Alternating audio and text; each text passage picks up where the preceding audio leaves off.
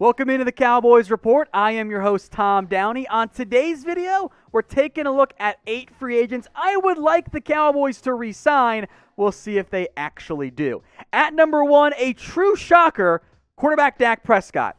Duh, right? We won't spend too much time on it because I'm tired of the Dak Prescott discussion. Anyway, this is a pretty obvious number 1 pick for Dallas, right? Simply pay the franchise quarterback the market rate. I know that's frustrating. I know it's a lot of money.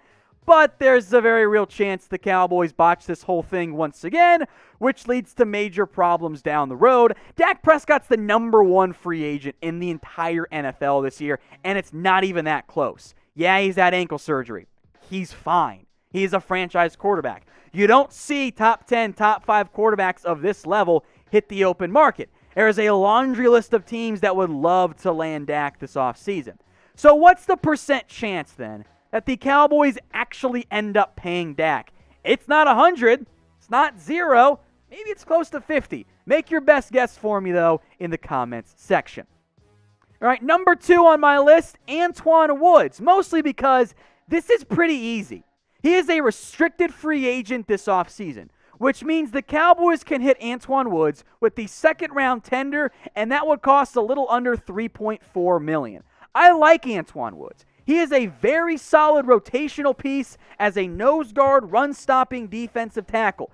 They don't have very many of those guys on the roster. So yes, you could try to gamble and give Antwaun Woods what's called the right of first refusal tender, which is basically you don't get a draft pick if someone else makes an offer. You only save like an extra $1 million there. Maybe you try a long-term deal with Antwaun Woods. Pay him around that $3 million and spread the cap hit down the road. I say bring back Antwaun Woods. He's not that expensive. It's a pretty easy move, at least from my perspective. Now, what I want you guys to do is head on down to the pinned comment of today's video, especially if you get the ad break here on YouTube, and name a player, not named Dak. You cannot say Dak in the comments today. It is banned. That the Dallas Cowboys must re-sign. Go do that right now. Sticking on defense here, Aldon Smith. I want to bring back Aldon. This is going to come down to the cost. He was a great surprise for the Dallas Cowboys. He began the year really hot, looked like he was better than DeMarcus Lawrence, if we're being honest, but then he significantly cooled down. So this will be determined on the cost. And that's the case for all of these players, especially depending on what happens with he who must not be named anymore on today's video. Smith in 2020, the first 5 games, incredible. 3 tackles for loss, had 4 sacks. His pressure rate was 17%, some of the best in the NFL. And then he faded down the stretch. Pressure rate dropped below 9, had just 1 sack. Now, I think the Aldon Smith you're going to get in 2021 is somewhere in between there. And if you can get 6 sacks or 7 sacks, that has value. Teams love pass rushers. So what is the most that you would pay Aldon Smith per year? I don't think the Cowboys are going to go above maybe 6 or 7. That typically is their threshold. So what would you guys pay him? Let me know what you guys think in the comments section. Number 4, and I almost made him number 2, LP Ladouceur, the long snapper. This is pretty easy. As long as LP, the greatest long snapper of all time, by the way, wants to keep playing, you keep paying him. He basically makes the vet min, and we never say his name in season because he doesn't make mistakes. Now, I kept him down at 4 because he is older. He's going to turn 40 soon. At some point, he's going to retire. Maybe it's this year, maybe it's next year, maybe it's 3 years from now, whatever. At some point, he's going to call it a career. But as long as he wants to keep playing and he's taking like $1 million and change each year, you bring him back. It's pretty easy. It's also pretty easy to make some money betting on sports because everyone out there watching, I know you guys are smart. Head over to chatsports.com/bet. Use the promo code you see on screen right there, Cowboys125. It gets you 125% deposit bonus. Maybe you feel good about who to bet on to win next year's Super Bowl. The Cowboys, their odds, plus 2,500. If you're feeling bold, you're not going to find better odds than you will right now, especially with uncertainty around the quarterback spot. They're at plus 2,500, way behind some of the other teams you see up here, Chiefs, Packers, Bucks, Ravens, Bills. No major surprises there. If you want to get going, you got to use that URL, chatsports.com/bet, and use the promo code Cowboys125, or else you will get left out from that deposit bonus, which at that point, what's even the goal there? Chatsports.com/bet. Number 5, Chidobe Awuzie. I like him more than you guys do, and at least based on the comments I've seen, right? He's banged up for much of the year.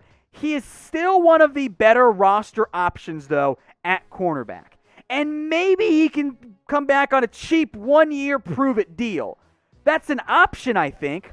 I don't know if the Cowboys would do it, mostly because I actually wonder, even in a down salary cap year, if Awuzie might go for a little bit more than what you guys are expecting. Now, he only played 8 games this year, but these numbers, guys, are not that bad. Now, part of it is because teams just ran the ball all over the Cowboys. I still think Awuzie could be a number 2 corner in the NFL. I don't want to pay a premium for that guy right now because I think I can find it maybe a little bit cheaper somewhere else, or I can just draft somebody. But if the cost is right, I am all for bringing Awuzie back. Because if I can enter next year with Trevon Diggs, Awuzie, Anthony Brown, I can still spend a pick in round 1 or in round 2 on a corner. But I don't have to. And that gives me some much-needed flexibility in the NFL draft.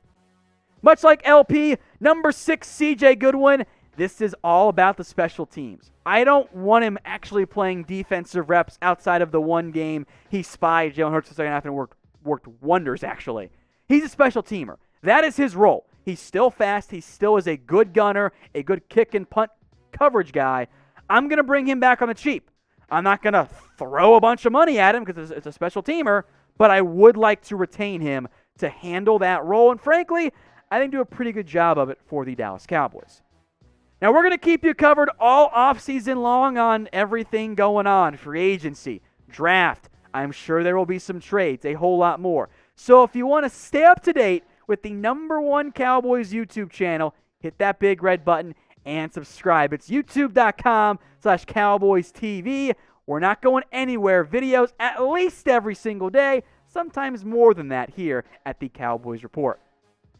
Number 7, Jourdan Lewis, and I don't know what to do with him, man. I like him more than I think the Cowboys tend to like him, but we'll see. The lack of size in reality has been held against him by the Dallas Cowboys. It was held against him by Chris Richard and will probably be held against him by Dan Quinn.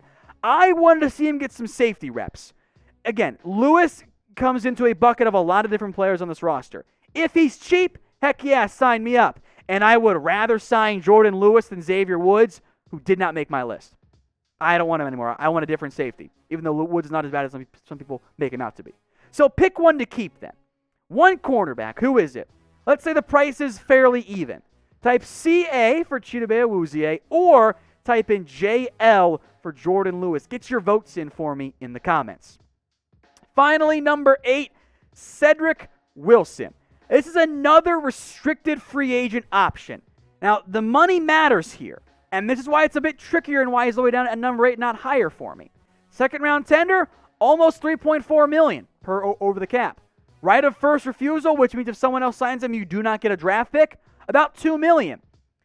I think I might gamble with the right of first refusal tender because I want to keep either Cedrick Wilson or Noah Brown. I'd like to have one of those guys as my number 4 receiver for now. But remember, and I just wonder, what if Cedrick Wilson is at least partially a product of having a great quarterback in Dak Prescott? Look at the numbers, right? With Dak last year, 17 targets, 12 catches, 163 yards, 2 scores. Without Dak Prescott, 11 targets, 5 catches, 26 yards. The offense is much better with Dak Prescott. The receivers are better with Dak Prescott. So I like Cedrick Wilson. I like him as a back end of the roster wide receiver. But I can find those guys in the draft. So maybe I even work out a less than the right of first refusal tender for Cedrick Wilson. And I pay him less than that, and I extend him beyond the year, and I got him as my number 4 receiver for a few seasons. I'm open to that idea. But I don't want to just guarantee money to Cedrick Wilson because I think in the end, he's a little bit more replaceable than some of the other receivers that you could, or other players, I should say. Because receiver, You can draft someone in round 4 or round 5, just like Cedrick Wilson was, and find a solid player.